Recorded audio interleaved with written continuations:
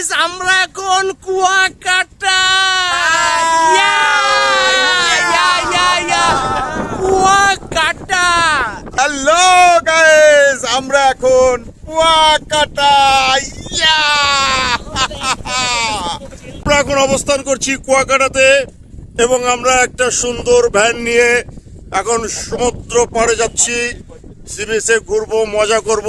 সবাই ভালো থাকবেন, আমাদের জন্য দোয়া করবেন। আমরা এখন কুয়াকাটার রাস্তায়, ফুল লেডিজ অন ফায়ার।